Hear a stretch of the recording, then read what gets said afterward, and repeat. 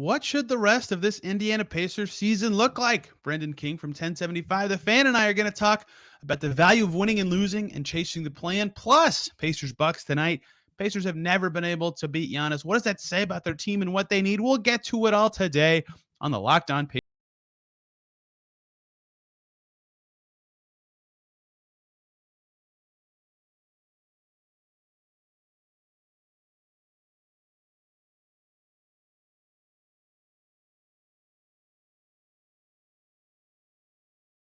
Welcome in to another edition of the Locked On Pacers podcast, where we, of course, talk about the Indiana Pacers. As always, my name's Tony East. I cover the team for Forbes and SI. And today, fun conversation about the Pacers' last 3-4 weeks of the season, talking about the value of wins and losses in terms of the draft and the chase for the play-in. Pacers very good when Tyrese Haliburton plays, and he's only 23, but a good draft pick could be nice for this team. How should they approach that exact situation, especially when you consider development? Brendan King joins me from 1075 The Fan to break all that down, as well as talking about Pacers Bucks tonight and the Pacers struggles beating that team with Giannis. Let's jump right in and be joined by Brendan King. We are now joined by Brendan King. Some of you may know him from his time as one of the announcers for the South Bend Cubs, but many more of you in Pacerland may know him from his time at 1075 The Fan, super subbing right now on the midday show. Brendan is doing baseball stuff down south. Brendan, how are you? Is it warm there? Because it's not warm here at all. What's up, T East? This is probably the worst day in spring training that the Cubs have had so far. It is 55 degrees in Phoenix, and it's raining. Oh, You ever hear of that? Oh, does it rain in Phoenix? I mean, apparently, obviously. I don't know, but yeah, there was supposed to be stuff at the field today, and that was washed away. Which I've never heard of a rain out in Arizona, but the week I show up, there is. But no, otherwise it's been great, man. It's been about 75, 80 degrees every day. Cubs played the Rockies in the MLB spring training game yesterday. We got our rings from South Bend yesterday too. Very so nice. It's been a great week.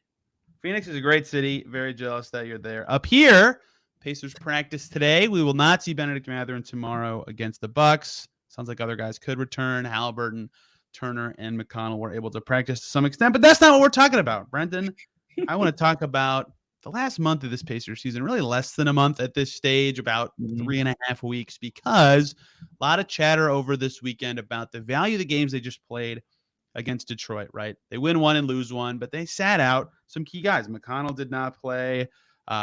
Turner did not play. Haliburton did not play. Even Buddy Hield was questionable for a game, and that got fans kind of talking about this is good, right? You're getting development for your young guys, but the losing hurts their play and push. There's a lot of factors involved, but how do you kind of view how they should be approaching these last games as they sit at 31 and 38? Man, T-East, I'm kind of on both sides of the coin here. Because I see value in both directions that this could go, where you're not necessarily out of the play-in. You're a game back of Washington, I think. You're 2 games back of Toronto. When you're in a mode where you're down to the last month, teams go through rough stretches, and some teams save those rough stretches towards the back end of the season. So I don't think it's out of the question that a 2-game comeback in the play-in in a month, that could certainly happen. But I think I've said this on the midday show before. And I think I've even asked you this before when we've had you on, is like, what's the true value of making the play-in? And I think that answer is different depending on who you ask. For Toronto, I don't think it means anything to play in the play-in. They're a team that won a championship a couple years ago. They're, OG Anunoby, who knows what his future is. For Washington, playing in the play-in, I mean, they should probably be better than that when you look at their roster. For Atlanta, you would think with a Trae Young-led team, I realize they just fired McMillan and they brought in Snyder, but, they probably should be in a better spot than that. And Miami, they're kind of on the outside looking into that top 6. But to me, man, like, for a Pacers team that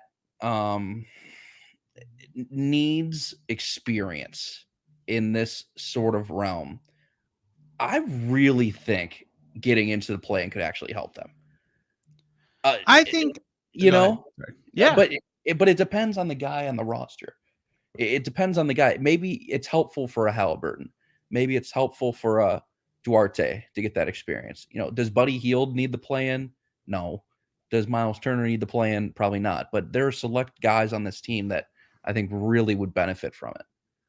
The unique part of it sort of is like you can make the play-in and then lose and get like the 7th lottery odds. And like you don't want to bank on that or like plan that way because it's 1 or 2 games in the play-in tournament. But like that is in theory the best because I agree with you because the value of the play-in I think is pretty immense for this team. And you mentioned Buddy Hield, like even he's never played in a Right. playoff game. And Carlisle has said this a lot. Like they played the Heat in, I can't remember when. I think it was November. It might have been December, and it was like 87 to 82 or Yes. something. And after the game, everybody said the same thing. That was a playoff atmosphere, playoff style game. We needed that experience, right? Every time they have a 2-game mini series against another team, playoff style, 2 games in a row in the same city, adjusting between games. We need that experience. The game they played against Philly earlier this month, that was like 290 freaking points in one game, right? Where every possession is just so important. It's like playoff atmosphere. That was important. Like I get that importance to them, especially if that's what they ultimately want as a team. But the flip side is obviously, hey, this draft is spectacular, quite frankly, at the top, and lottery odds are important. They're now tied for 6 with Portland, who just sucks now, I guess. So it is really hard to kind of determine the value here. And I think it's interesting that these 2 games they just played against Detroit, there's the third value, even beyond just where you finish in the standings in terms of getting experience or the lottery, is like when they played Detroit this weekend, they got to run Nembhard at point some. They got to play Mhm. more O'Shea Brissett. They got to put Nwora in more playmaking opportunities where it's like, even in terms of development in the ongoing season, there's some more value added right there too.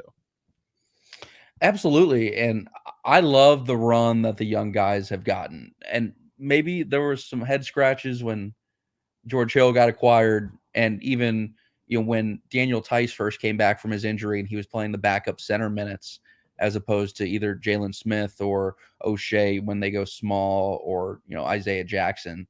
But I think those questions have kind of been answered right. And again, I've been gone the last week, but I think Tice has been like a DNP coach's decision right over the last few, and Jalen Smith has gotten more minutes. So Yep. no, I mean, I think if you end up going the route where the play-in is not as much of a desire for you, I don't think there's any reason why guys like Tice and George Hill, with all due respect to them, should be playing. You got to figure out what you have in these young bigs, especially. I know you mentioned Nembhard getting some run at the point, and Nwora has, I think, looked pretty good at times. Especially, Carlisle's mentioned his defense too is something that stood out to him through the first few weeks. But man, you got to figure out what you have in Jalen Smith, because last year he looked like a world beater, and the start of this year everybody's like, oh man, like Miles and Jalen Smith 4-5, it's gonna be awesome. Well, that hasn't happened. And then Isaiah Jackson at times, we've talked about this, you and me, on the show, that Isaiah Jackson at times has looked like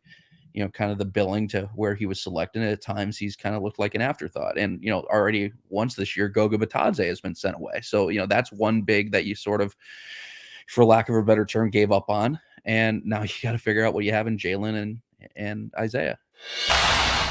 Hey guys, let's take one short little break so I can talk to you about Ultimate Pro Basketball GM. I'm geeked out by our new partner and sponsor of today's episode, the mobile game, Ultimate Pro Basketball GM. If you've ever dreamed of becoming an NBA GM and managing your franchise, well, your dream can come true in this game. Is for you. Manage every strategic aspect of your team and try to lead your team to glory. You're responsible for hiring the right coaches and assistants, trading and training players, making draft picks, and navigating your franchise through free agency and the draft. All this in a challenging and realistic game world. Ultimate Pro Basketball GM is completely free, playable offline, on the go, where and when you want. We have a little group competition with the Locked On NBA host. It's been fun, a lot of trash talk, and you guys could do the same with your friends. So Locked On Pacers listeners get a 100% free boost to their franchise when using the promo code Locked On in the in-game store. Make sure to check it out. Download the app. Visit probasketballgm.com. Scan the code on your YouTube screen or look it up in the App Store. That's probasketballgm.com. Ultimate Basketball GM. Start your dynasty today. Yeah, there's a lot of discovery still to do. And I think even beyond like their literal abilities, if that makes sense, is like exploring Nembhard more at the 1 if you can. And they played Nwora at the 3 this weekend next to Brissett. Yeah. And Carlisle was talking after the game about getting him playmaking opportunities, not like they want to run through him, but just like a couple possessions here and there. And, like I still think Jackson has some sort of future at the 4, like all sorts of these little things that if you can find a way to do that, you should. Now, here's the tricky part for the Pacers and why they're in such a unique spot in this discussion to me. A lot of times, like I'll pick the team they're tied with in the standings list, the Portland Trailblazers, right? For them, if Portland pulls the plug on their season, right, they have like obvious vets to like stop playing and to put young guys in. That's what you think of as, the end of season strategy, right? Some of the guys in their rotation who are whatever 29, like Dame is a super duper star, but like, older guys, they already traded away Josh Hart. Like Jeremy Grant's almost 30. They traded away Gary Payton already. Yusuf Nurkic is almost 30. Archidiakono's almost 30. Like they have young guys they play too, but it's easier for them to kind of shift it around. Whereas with the Pacers, it's like they're already young. Like, it's hard to play young guys more than they already are, especially what they did in Detroit. Outside of Buddy Hield, they had to play everybody that they played. They could have they let me rephrase that. Like Buddy Hield is 30, but they played everybody literally available in those games, right? Like he's the only rotation guy who's a vet, even on the team. Like basically the line between winning and losing is like, does Halliburton play? And he's 23. You want him to be out there and playing and developing. So it's like, how do you toe this line if you even go that route? I'm not saying they should or shouldn't, but just like it's a lot harder for them than other teams to think that way because of what their team construction is. Man, it's really crazy to think about a point you just said, that this team lives and dies by their one superstar, which is probably the case elsewhere. But I'm not sure if there's a more Jackal and Hyde team in the league where if you take away Tyrese, the wheels just fall off. It's literally, T's, the straw that stirs the drink with this guy. And you mentioned the age and the coming contract that he's going to get. I mean, it, he is right up there. When you talk about the most important player to a team, not the most valuable player, but the most important player to an organization and team right now in the league, at least right now in how they're situated. The Lakers don't look the same without LeBron James. That's always going to be the upper echelon. But the way that the Pacers look without Tyrese Halliburton, as you just said, compared to with him, Yep. it's crazy. And I realize it's going to get better because they're only going to continue to draft more, and they're only going to continue. Eventually, free agents are going to want to come here because they're going to want to play with him, right? I mean, Indy's going to eventually become a decent enough free agent destination, just like Milwaukee has with Giannis. You think anybody wanted to live in Milwaukee before Giannis? No offense to Milwaukee, but no. I was just there. I had a great time in Milwaukee. Milwaukee's a great city, but you know what I'm saying. So, yeah. so Indy can be comparable. Indy can be comparable to a Milwaukee where stars wouldn't want to go there in most cases, but to play with a guy that can elevate their game like Tyrese Halliburton had, like he can, that's going to happen very soon. They are 28-26 when he plays. Still a winning record for a team that is eight games under 500 now. 7 games. I said the record wrong earlier. They're 31-38, right? Like if he played in every game for them this season, which is unreasonable to expect, but they'd be half a game at a 7th in the East, and they'd have the 19th pick in the draft, right? Like that. And again, he's missed like not significant time, but like whatever it is, enough. Yeah, 20% of the season enough, right? Like it's probably a little bit more than the expectation for a standard season over the average of his career.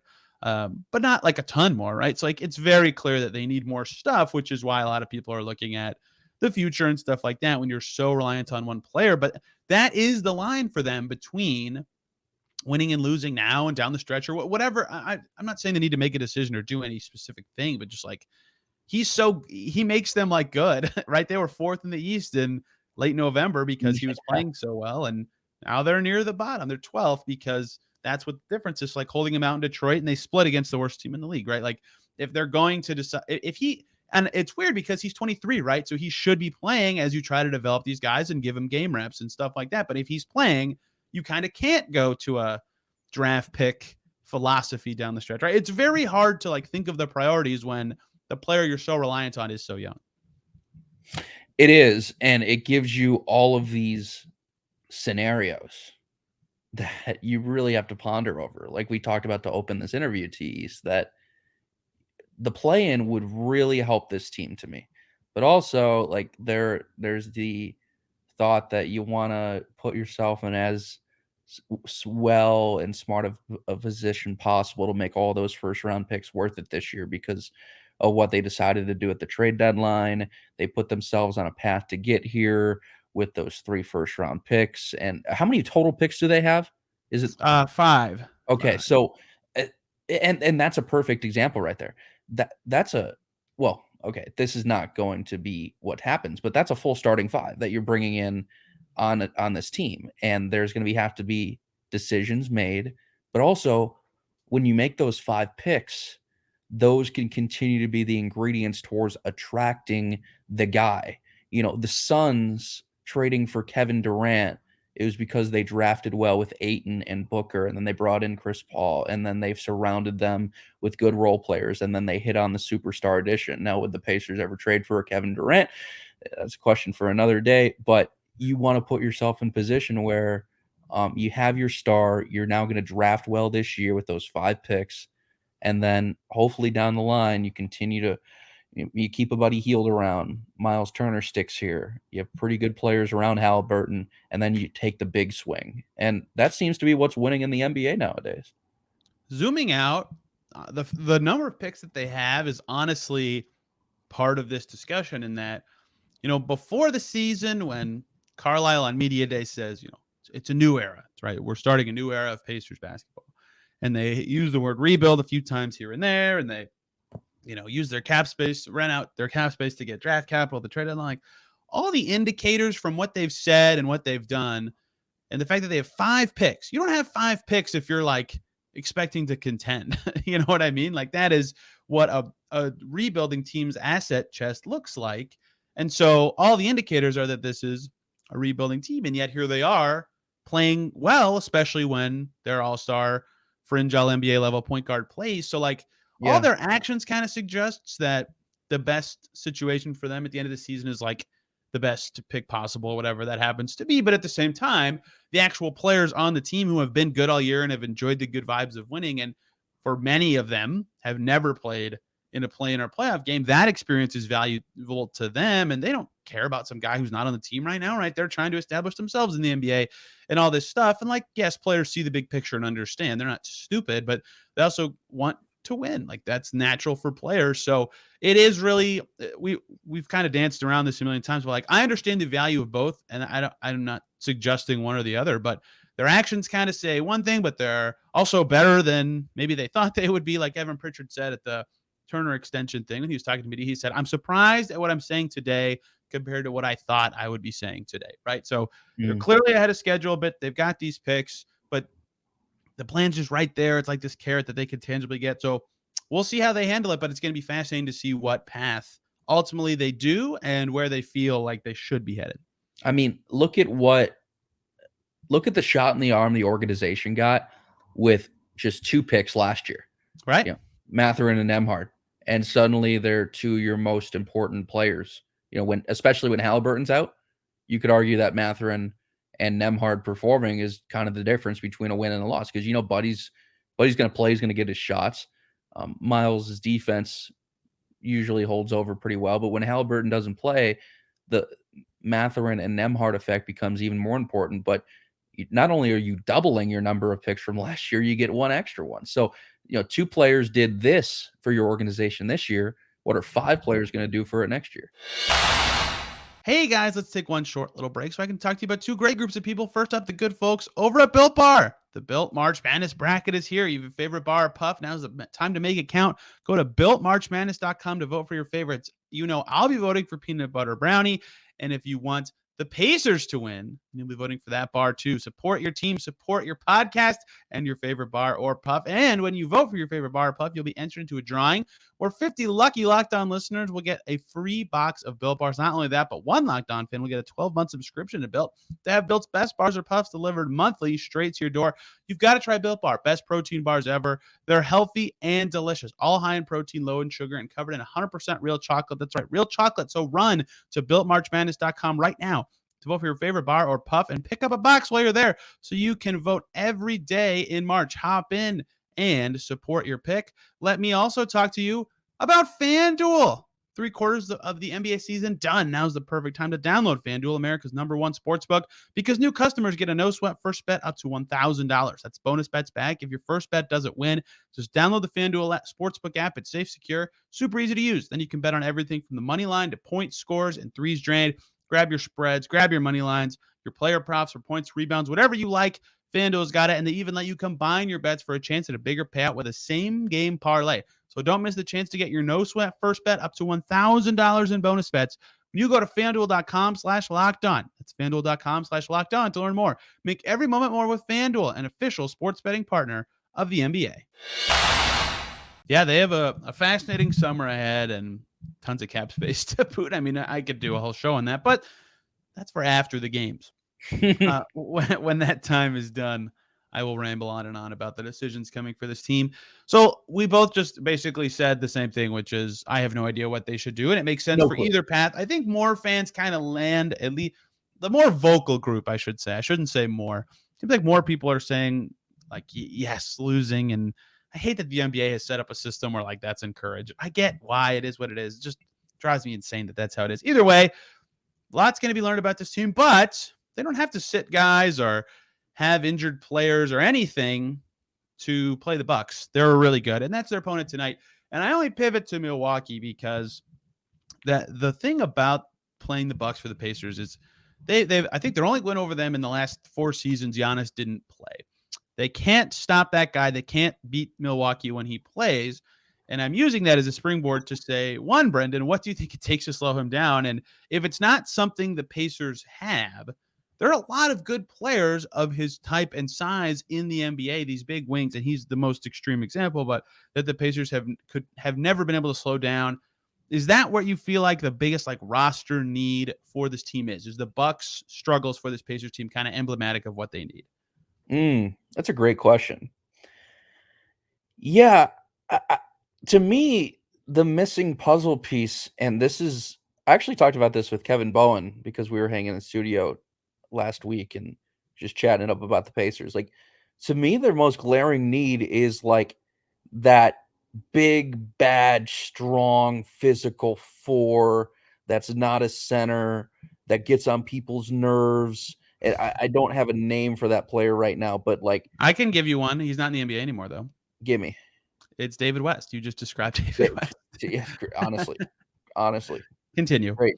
Yeah, great name. But, yeah, man, like, even a Draymond, Sure. that Yeah. type, right? Even a Draymond, like, that would pair so well with Miles because at the end of the day, the thing with Sabonis and Miles was that they wanted to do the same things. I mean, Miles wanted to be a scorer, and Miles's defense is his superior thing, but obviously it wasn't hard to tell. Like he wanted to be the guy down low, so it just didn't work. Like you get me a guy that could care less if he finishes with 2 points, but give me he's grabbing 11 rebounds, he's blocking 3 shots, and like just a big bad force inside. Because suddenly, if you're able to grab that, I mean, you're able to stop what's around you in the East. A Giannis, a DeMar DeRozan, Donovan Mitchell, um, the stars coming in every single, when you play Philly, when you get Embiid, like, if Miles needs some help, a guy to help double team Embiid. So, yeah, to me, that's the missing ingredient to me, Teased. I don't know about you. Yeah, that is certainly a big thing they need. Like I have this series up now. Do you know how many times the Bucks have beaten the Pacers in a row right now, BK? Ooh, is it double digits? It is. It is. Is it 11? It's exactly 10. So I guess that was a little Okay. misleading of me. But yes, it is 10 times in a row. However, the last time the Pacers actually won, which was February of 2020, that was the day after Giannis's kid was born. And so he didn't play. So if you exclude that one, the Bucks have won 14 in a row against Oh the my Pacers. God. The last time the Pacers beat the Bucks with Giannis was December 12th, 2018. So we're approaching 5 years of this division rivalry being all Bucks, which makes sense because they're good, obviously, but also because they're a matchup nightmare and totally emblematic of what the Pacers have been unable to stop. And so I say all that to say, yes, I agree with you that like this isn't the greatest example because he's not as good of a rebounder like PJ Tucker, right? Just like Yeah, an that's a great one. yeah, an MF, a defensive minded dude, and his contract kind of sucks right now, but he's good and he would give them an element that they kind of need, right? And there are other guys like him in the league, and but it's hard to have them be young. You know what I mean? Like no one has that rep right when they come in the league, so it's hard to figure out the perfect fit of like a young dude who fits that. A lot of people who are really into the draft, and I haven't watched a ton of college, but Jarris Walker from Houston, like people love him because he can kind of potentially like be that player archetype and a little more maybe. I don't know enough about him to say that. I am fond of him from the 2 Houston games I've watched, but like that player type makes a lot of sense to me as just the connecting piece they don't have because it feels like a lot of games they lose. Their defense is a big reason why they just can't get stops and play to their identity of being quick in transition or whatever, or they just get smoked on the glass. The other team gets 20 offensive rebounds and takes 10 extra shots. And it's like, you can't totally kill both of those birds with one stone, and like changing your play style has to matter here too. But a player who can help in both of those ways would help them against the Bucks, of course, who they play tonight, but also help them just in general with many of the things they struggle with. So a couple things. Number one, that last Bucks win. How weird is it that Nate Bjorkgren was the head coach the last time Oh man, they beat the Milwaukee oh Bucks, man, that is wild. right? Or I no? didn't think we'd hear. I didn't think I'd hear his name today. Yeah, Certainly. and then secondly, December 12th, 2018. Here's a story for you. I Okay. was at the winter meetings in Las Vegas, and I was making my first ever sports bet. I'd never made a sports bet in my entire life. I was like, and that was the game. Actually, Vic came back from injury to play that night, and Yes, he did. I walked around the Mandalay Bay, just going up to people and saying, "Pacers money line, it's a lock. Pacers money line, it's a lock." And like these people are looking at me like I'm crazy. It's like the Pacers to beat the Bucks. Are you psychotic? I went up with $100, put it down. I said, "Pacers money line, give it to me right now," and I won it. And it was the only time in my life, T East, where I was able to flaunt around in Las Vegas and be like, "I'm the man." I did not lose money that night. It was amazing, and that was the best Vegas story I've had. What'd you win on that? Like $80, something like that. No, it was plus money. Pacers like plus Oh one. yeah, probably. Yeah, Pacers were plus money. So I walked out with 2 bills. Pretty good. That is what wow. I didn't expect to hear Bjorkgren's name today or a story uh, of that caliber. The Oh other my thing I god. the other thing I think they need to close this is unrelated-ish to the Bucks part, but just like one of their other scorers, whoever you can pick out. They're like Matherin's an obvious choice because he's a good scorer, but maybe Duarte or someone else needs to be a better playmaker Yeah. because Halliburton can do both really well, and he's obviously massively important to their success, as we outlined earlier. But McConnell can run an offense. He's a great passer, but he's not a scoring threat. So like the defense can still like sit off of him or defend you a little differently. And like Matherin can't really pass, Duarte can't really pass, Turner can't really like they can all make passes. I'm not like trying to belittle them too much, but like you wouldn't rely on them to be a playmaker, right? Like they need one more guy who can do a little bit of both, I think. So they're not as bad when Halliburton doesn't play, and just in general, it's not as like important to their success against Milwaukee necessarily, although that type of player would help against anybody. But on top of this forward they've been chasing for forever, I think that's one more thing that I would think they would look at in the summer. Yeah, and you look at the college game right now, what is being produced so many times, at least one on every single team, a legitimate playmaker. And Yep. you've got an opportunity here with those 5 picks that you talked about, and the 3 first that you can be creative here. I mean, if you want to take all 3 of those first round picks, I'd be cool if KP does that. But also, I mean, be aggressive, man. Be aggressive. Take a swing. And I'm not talking about a Goga swing. I'm talking about, this guy looks like a superstar and he's dominated college. Not even giving an example, but like hypothetically, this guy has dominated college basketball. He's been at the top of the scene. Be aggressive. Go get him. I mean, I want to see them do whatever it takes to really go into next year. And you're like, man, okay, Matherin, Nemhard, year 2, Tyrese is going to be 24. Miles is kind of the old man on the team. He's happy with the contract extension. Buddy's still storming threes home. Let's say you go out and you get that power forward that you desperately need, and then you got 5 picks coming in, man. Like that is super exciting. So take a swing, T East. I'm excited to see it. They've not been afraid of draft swings, I would say. We'll see where they end up. And this is a good draft to do that, right? There's a Yeah. lot of talent out there. And hey, maybe next time I'm talking to you about the Pacers around the draft, we'll be speaking in French, right? If the things break the right way for the Pacers. Could you imagine? Yeah, I cannot. I actually cannot because I have math brain. So the lottery is the worst thing for me to cover. But oh man, it's he's so good. BK, thank you for the time. Where can people follow you? Your work covering the South Bend Cubs and Indy sports at 1075. Yeah, teased. I appreciate you, man. Just on Twitter at BKingSports, Instagram's Brendan King Show. But super excited for the season up in South Bend. Opening day is on the road this year, April 7th in Davenport, Iowa. Home opener comes just a few days after that. But pumped, man. I mean, we're going to get a lot of our work this year again on Marquee Sports Network, TV home of the Cubs. Was actually on there yesterday doing a little spring training stuff. And closing out the week here in Arizona. So I'll see you guys back in Indy this weekend. I, of course, cover the Pacers, but selfishly, I'm thrilled to have baseball back in my life. BK, thank you for the time. Much appreciated. Enjoy the warmth in Arizona, everybody. We'll be back tomorrow talking Pacers-Bucks, presumably a Bucks win given the history, but perhaps the Pacers win because they're a much better team this year than they have been in the past season or so. You know it's all coming here on the Locked On Pacers podcast. Everybody have a great day. See you tomorrow.